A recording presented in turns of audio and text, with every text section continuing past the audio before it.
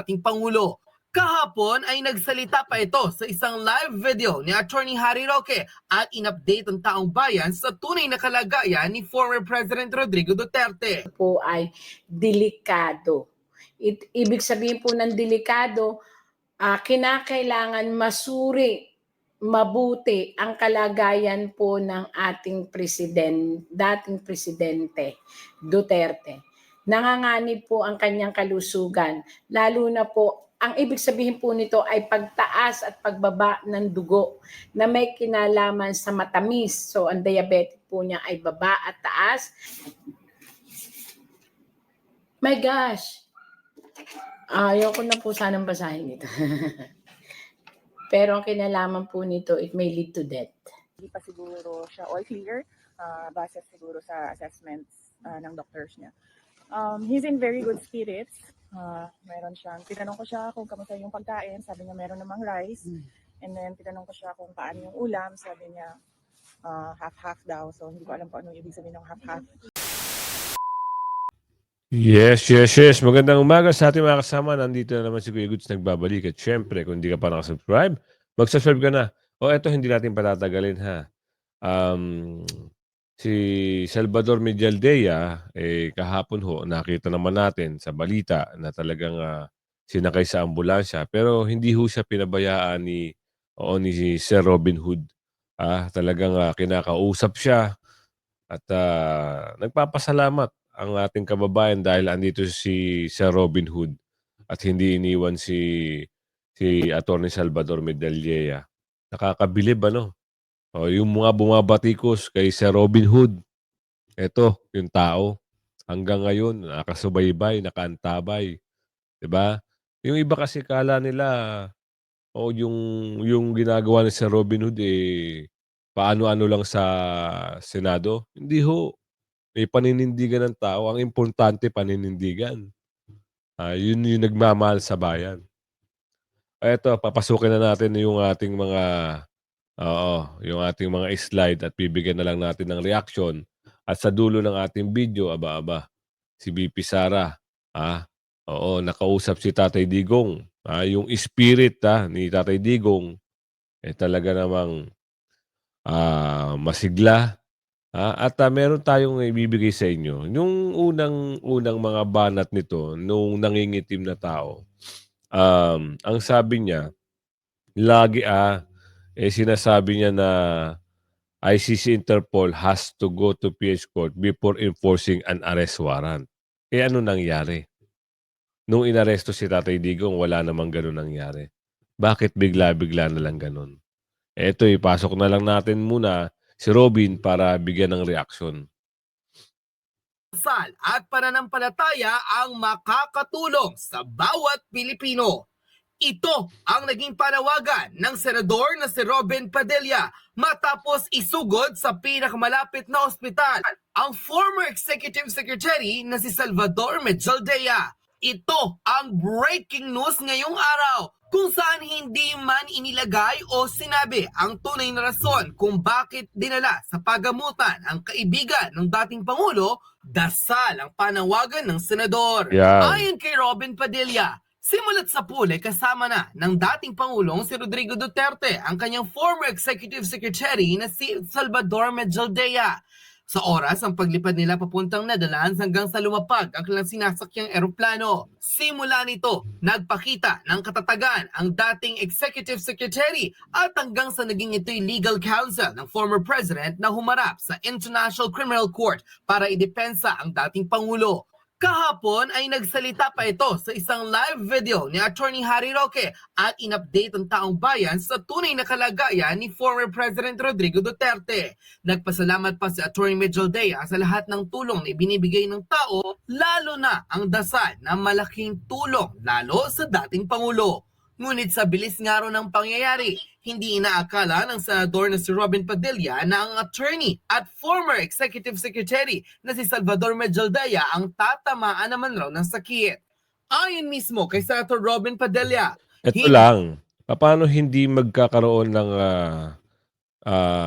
kasi from mainit na lugar, at wala pang pahinga, galing sila ng Hong Kong. Hindi natin alam kung ilang oras sila kasi merong rally, kampanya, nangangampanya po do'n, 'di ba? Merong, bumisita sila Tatay Digong, sila VP Sara, mga Banateros, sila sila Sir, yung mga abogado na tumatakbong senador na mga PDP laban, 'di ba?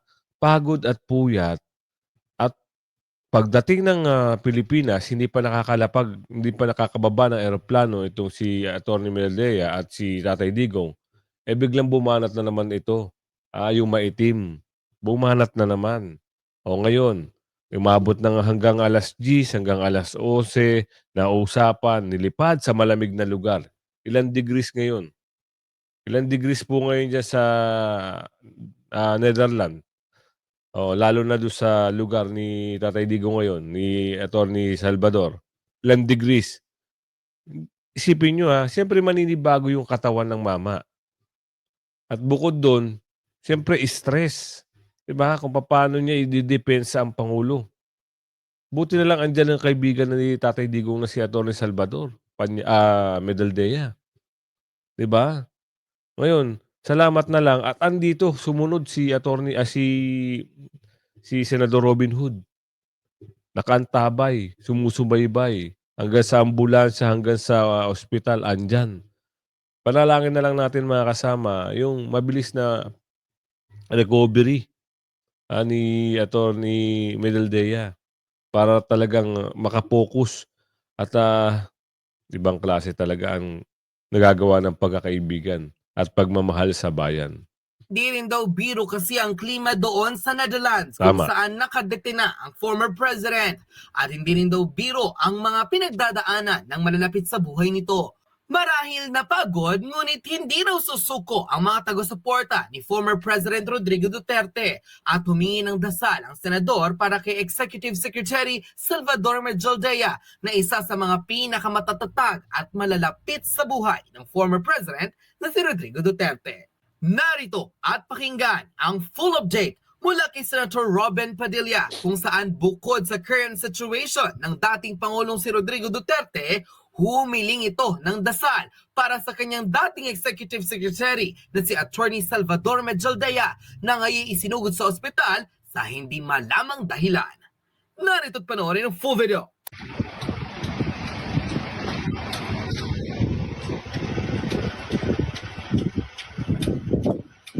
Lamig, oh.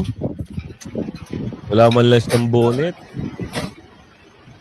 Mga kabayan, pakiusap lang po sa Netherlands. Baka naman po, meron po kayong extra bonnet at extra sweater dahil hindi po naka-prepare talaga ang ating mga attorney at sila Tatay Digong, 'no. Kung halimbawa po, makabisita kayo sa libreng oras niyo, sana po mapadalhan niyo sila, maibili niyo sila ng kanilang mga kailangan. Kasi sila po ay wala na po talagang oras pumunta ng mga, department store, mga mall para mamili ng kanilang mga winter jacket, gloves at mga bonnet. Pakiusap na lang po. Maraming salamat po. Talaga namang ibang klase. Kita niyo lumalaban para kay Tatay Digong, para maibalik ng agaran, 'no? Ay talaga.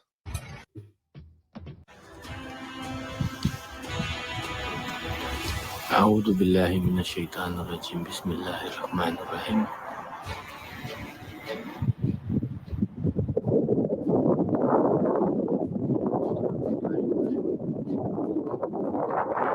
Lamig diyan, oh. Alam mo yung 'pag pinagsama yung lamig at hangin, dun ka magchi-chill. Kasi ibang klase po talaga.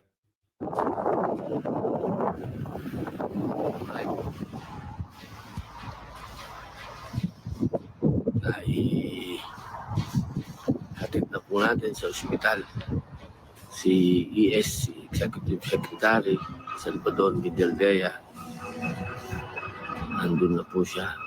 Bumalik na po tayo dito para makibalita tayo po ay makakapasok ngayong araw na ito. Believe din ako sa mga reporter na ito. Tignan nyo.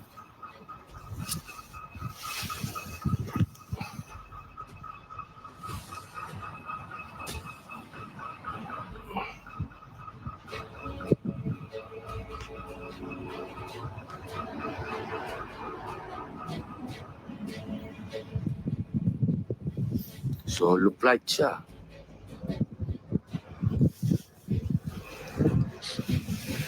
Solo flight. Siya namin dala ng lahat. Ayos.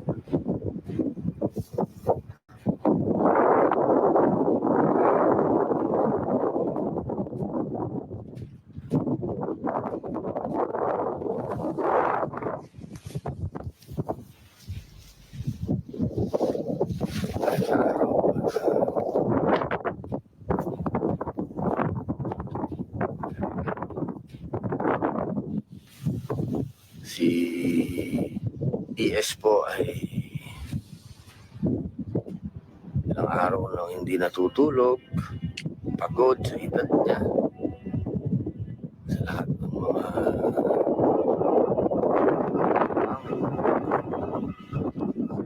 nandiyan ang pressure sa balikan niya.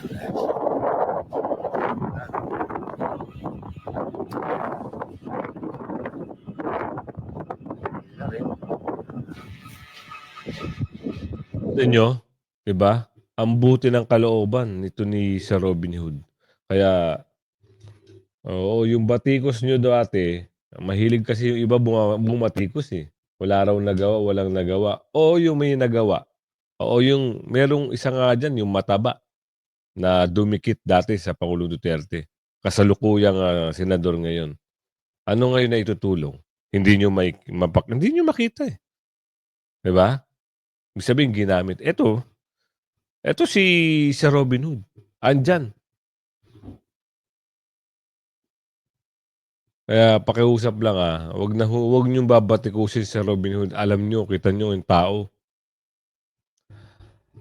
Eto, dito tayo, mas maganda ito eh.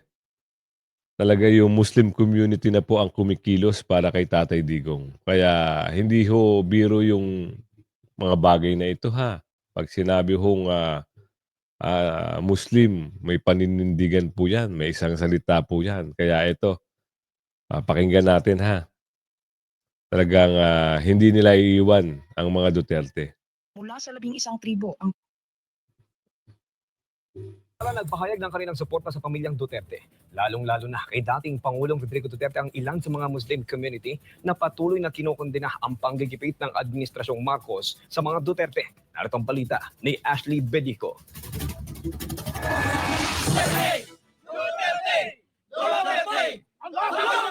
nagkaisa ang mga miyembro ng Muslim community mula sa iba't ibang bahagi ng Mindanao sa pangunguna ni former Maranao Deputy Mayor Randy Usman upang magbigay ng suporta sa pamilyang Duterte at sa pagbabantay sa kanilang mga pamamahay.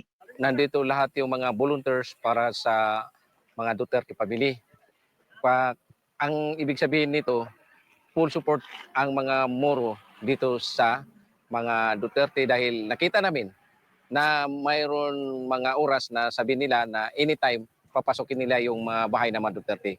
Ayaw namin na yung mangyari. Dagdag ni Usman na mula sa 11 tribo ang kanilang mga voluntaryo na ang iba ay galing pa sa 40 munisipyo sa Lanao del Sur at 22 munisipyo ng Lanao del Norte. Pagdidiin nito na wala silang sweldong natatanggap at ang suportang kanilang ipinapakita ay bilang pasasalamat nila sa magandang pamamahala ni dating Pangulong Duterte sa Davao City at sa Pilipinas. Paliwanag rin ito na nais rin nilang ipaabot sa pamilyang Duterte ang kanilang pagsuporta sa kalagitnaan ng political oppression na kinakaharap ng pamilya. Tatay Digong ng imong mga parente nga mga Moro nga wala sila muundang o pag-atiman sa ining mga residents nimo diri sa Davao City. Ayaw ka kabalaka kay naami diri. Ayaw na nimo noon kay kami ang bahala na diri sa imong dakbayan sa Davao nga kami ang protect sa ilang mga Diba? Yan ang sinasabi natin. Diba? Yung paninindigan itong mga grupo na ito. Ano pang sasabihin nyo?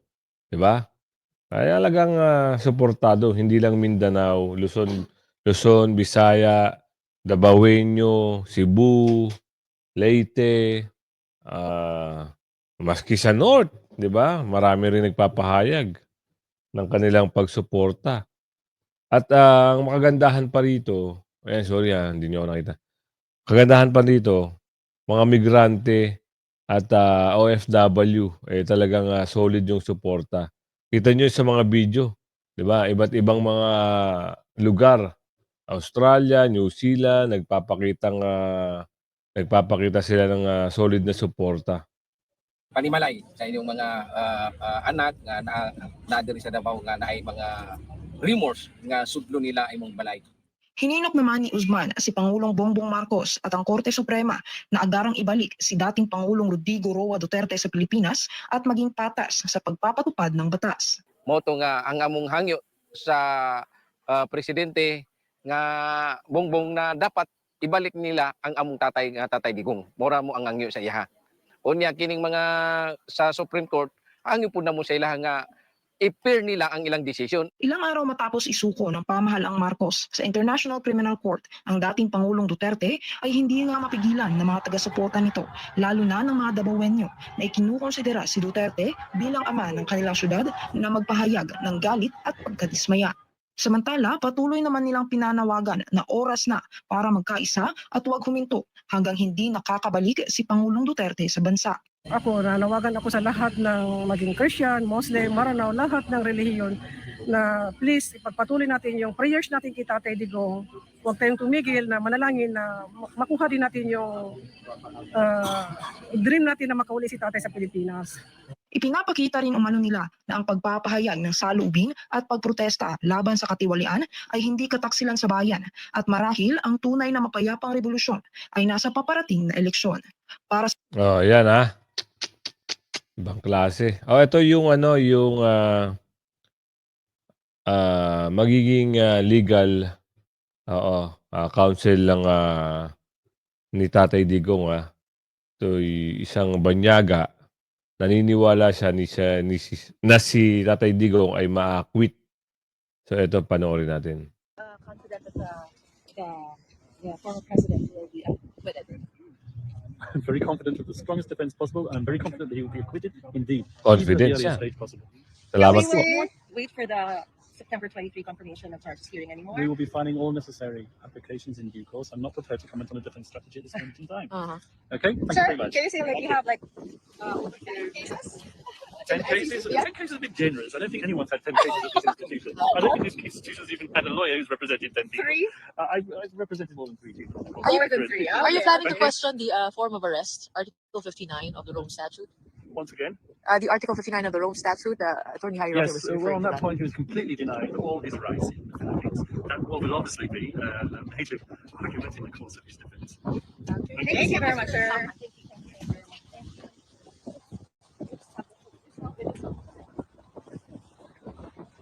Attorney, final, is DDS okay? Salvador Medialdea? I have no information on him, and once again, it's a matter of medical privilege. Okay. Thank But you were not with him earlier. I was with him earlier, yes. Okay. Okay. I wish him all the best. I hope he's well. All right. Okay. So But just- I have no comments on what's happening with him. Where he is, I have no information. All right, but was it an emergency?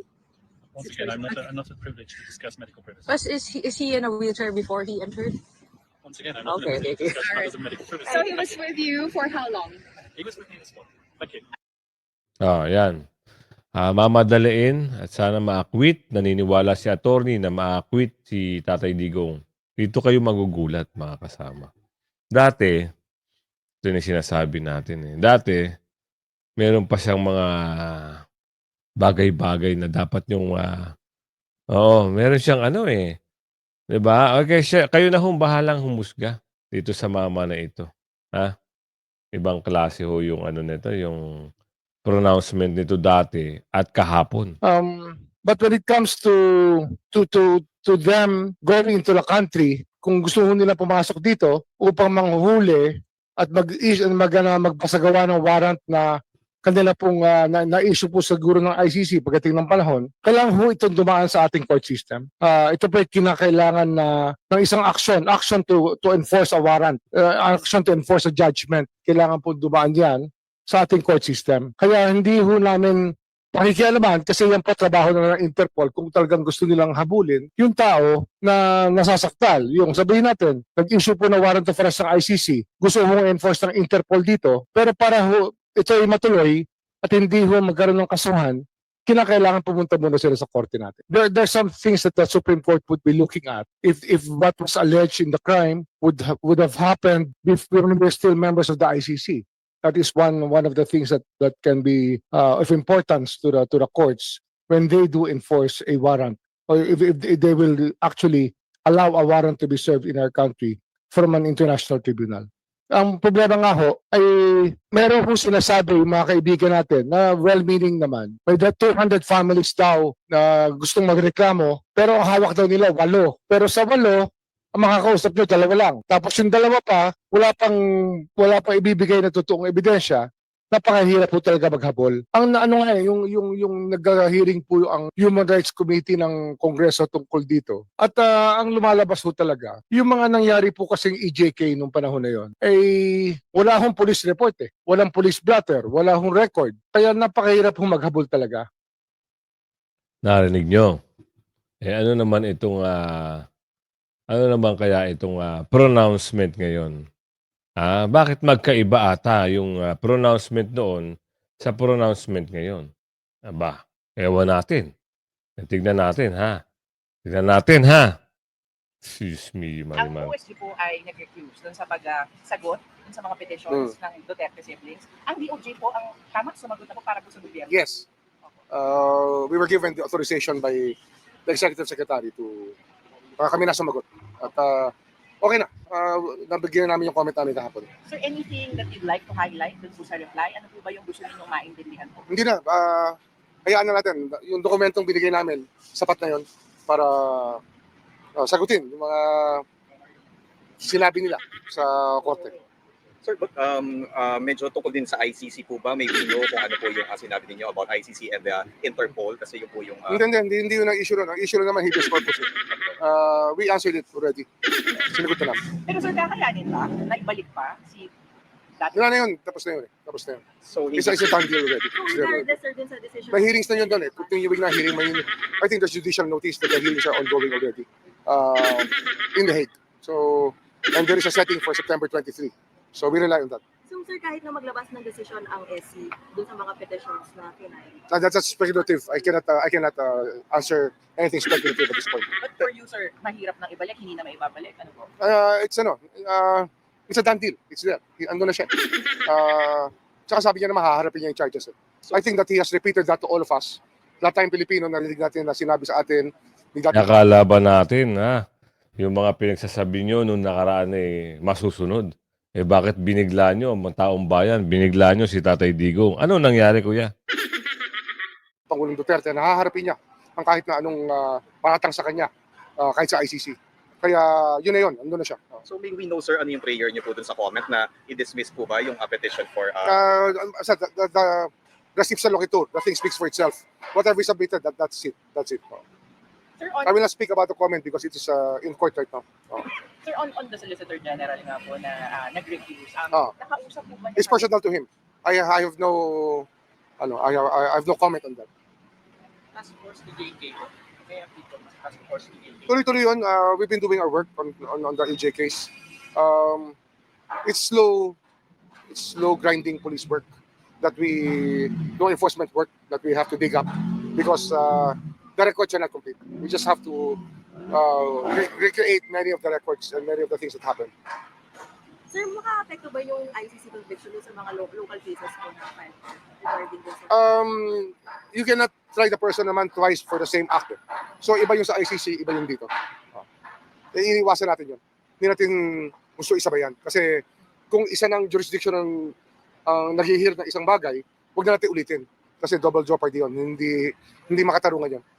We just want justice. Sir, may mga lumalabas po na posible pa iba pang mga pangalan na baka ipaparap susunod. Would the same scenario happen? Hindi ko alam eh. Speculative pa rin yan. Speculative. Yan ngayon ang kanyang pronouncement. Diba? Ewan natin bakit nagbago. Ito po ang nakakatakot, ha. Ipapasok ko lang ito. Yung tarot reader na si Windra Fortune, meron hong isang nabasa sa card niya o sa card. Kailangan maagapan si Tatay Digong. Tignan natin kung ano to.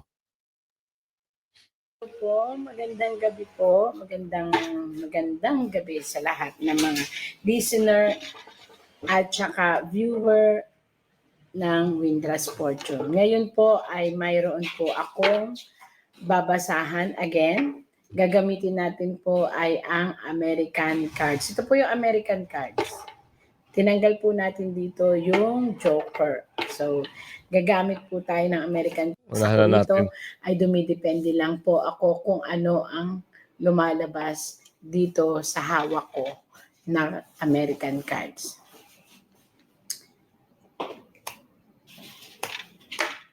Ang ininak ko pong yun ay pangalan ng ating dating presidente.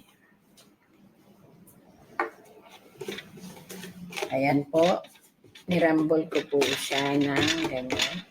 Kukuha po ako dito sa iba't kanan, kaliwa, gitna. So, kita nyo, plain na plain po yan. Dito po tayo.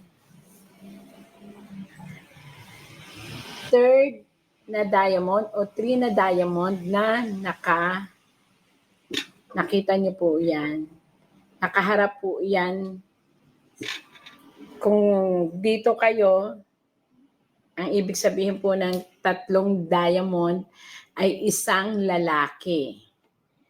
Yan, lalaki po. Ayan. Pakinggan natin mabuti mga kasama. My gosh, ito po ay isang kwarto o selda o ito ay isang nagsisignify siya ng 4 na sulok. Isang lalaki, ayan po ha, isang lalaki na napansin niyo po bakit alam ko na yon ay na selda. Kasi po isang lalaki na nasa 4 na sulok. Since ang pangalan niya ang ininak ko dito, yun po ang magre-reflect.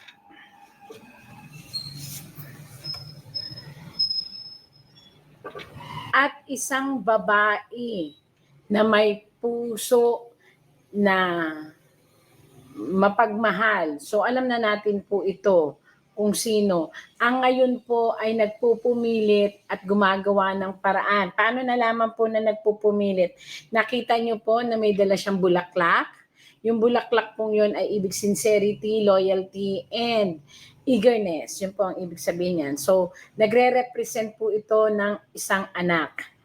Maaaring asawa o anak. Since ngayon po sa nakikita natin, anak po ito. At alam na po natin kung sino siya. Siya po ang vice-presidente na si Ma'am Sara Duterte. Yan. Duterte yan. Kinukorek ako pero pasensya na po kahit may ano talaga. At nakikita niyo po ito. Ito po ay isang bulaklak na ang ibig sabihin po pag ito po ay ating idinikit doon po kay Ginang Duterte, Sara Duterte, ang mangyayari po nito ay kagustuhan. May nararamdaman po siya na panganib sa kalusugan ng kanyang ama. May nararamdaman na po siya na panganib sa kalusugan ng kanyang ama at yun ay kagustuhan na po niya na mapabilis ang lahat. Kaya po alas na bulaklak na gumagalaw, lumalago, nagwo-wave. Ibig sabihin, nagmamadali. Yun po ha, nililinaw ko po sa inyo, nagmamadali. Ito naman po ay isang anak. Maaaring ito po ay anak na lalaki. Kaya nasabi ko agad anak kasi may puso, pagkatapos lalaki siya at may katungkulan din naman po. Ang sa ngayon po, lahat sila po ay nababahala at nagmamadali. Hindi ko alam kung bakit pero halos hindi na nila maisip kung ano ang sitwasyon kasi nagmamadali po sila.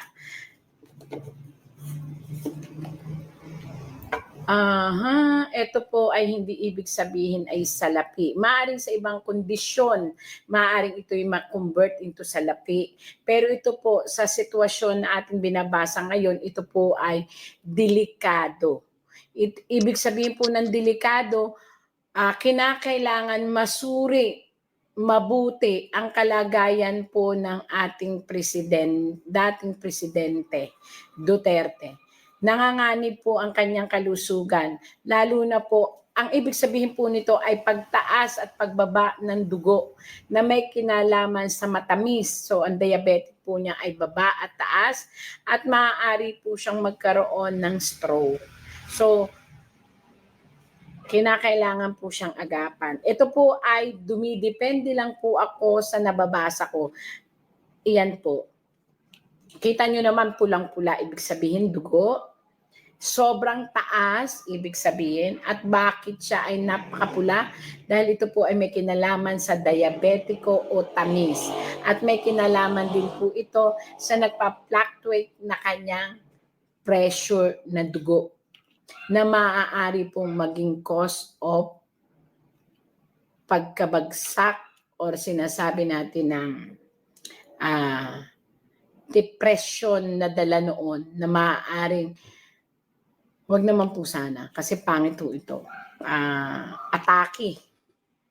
Hindi lang atake, maaaring stroke. At sa magiging lead into matinding problema sa kalusugan. Ayan po. My gosh! Ayoko na po sanang basahin ito. Pero ang kinalaman po nito, it may lead to death. Nakita niyo po, 10 na sakit. 10 sakit. Ibig sabihin lang, hindi isa, dalawa. Ibig sabihin nito, sobrang taas ng tensyon sa kanyang kalusugan, ng dugo, tamis, at depresyon. Pero tinumbasan po siya ng itim na baraha. Ang ibig sabihin po nito, worst to worst scenario, sana huwag. Maaari po siyang bawian ng buhay kapag ito po ay hindi naagapan. Wala po akong ano nito ano bang tawag dito, adlib or something. Ito po'y binabasa ko po. Ito po, kitang-kita nyo. Mula sa karamdaman na pula, naging itim. So, anong ibig sabihin po nito? Kayo na po ang humusga. Wait, baka magkabalik. Ayan na. Yun ang sinasabi natin. Kailangan lang talaga agapan at mapokusan ng mga doktor.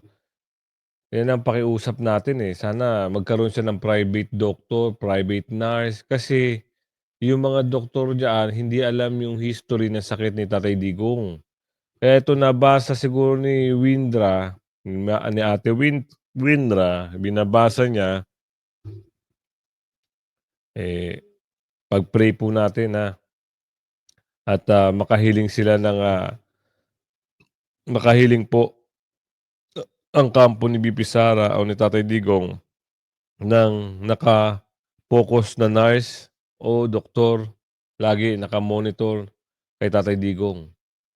Tignan natin kung ano yung sabi ni BP Sara dito kasi yun nga, merong nabalita nga na eto na ho, bahala na. Siya na ho ang bahala magpaliwanag sa atin mga kasama.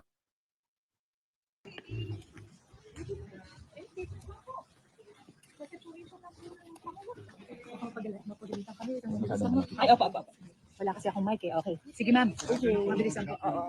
Magandang hapon.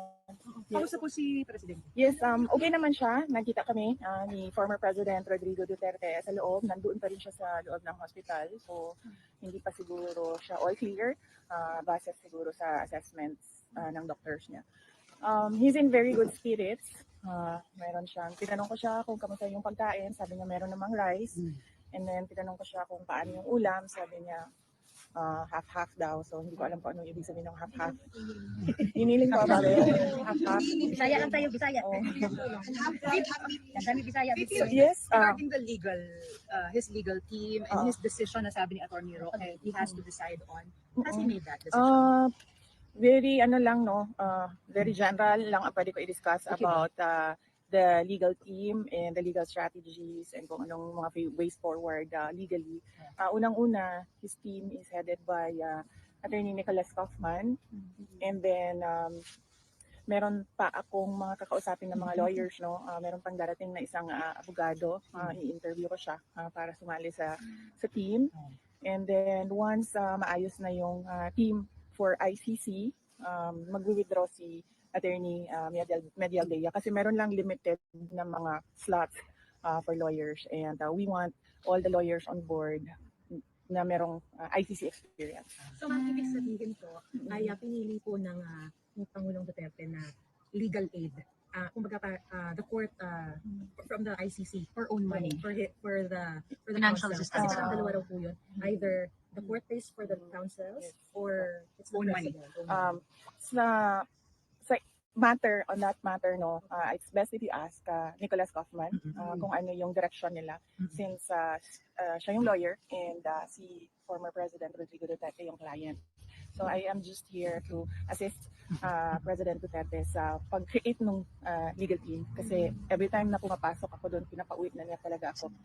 Yung sa pa rin na Pilipinas. sinasabi. So, ma'am, Yes. ano po sinabi niyo sa kanya dahil pinapauwi na po kayo? Paulit-ulit kasi siya, sinasabi niya na, what are you doing here? Umuwi ka na ng Pilipinas. So, ayun, inaayos ko lang yung legal team. Meron na akong i-interview na isa pang lawyer. Si Attorney Harry Roque po, hindi po kasama. So far, hindi siya kasama sa legal team. Si Attorney Harry bakit Roque. po? So, dalawa pa lang po. Yung potential na kakausapin pa lang, if ever. Meron na kaming listahan, pero yung isa kasi darating siya dito. So, puro foreigner. Yes, oo. Ilan po? Kung ilan, you may have to ask Attorney Kaufman. Bakit po hindi kasama si Attorney Roque? Well, because hindi pa kasi na-establish kung ano yung basis ng pag-stay niya dito sa Netherlands. And we don't want complications ba. Gusto namin nakatutok talaga yung lawyers doon sa kaso. And right now, I heard applying for asylum. He publicly announced that already. No? So we want him to focus on his asylum, and Although we yun want po our yung- lawyers to focus on his. Yun po yung ginagamit yung basis din, no, to be able to get that asylum, sabi po niya. So he can So he can defend the former president. Well, that is a matter that he has to discuss with former President Duterte. No? But right now, he's not nominated as a lawyer. O yan, mga kasama ha. Alam niyo na. Binisita ngayon Hay, kailangan maagapan. At sana mapabalik agad si Tatay Digong. Oo. Update lang tayo sa mga kaganapan, sa nangyayari. Ha? Mamayang hapon po, meron po tayong upload. Maraming salamat. Bye-bye.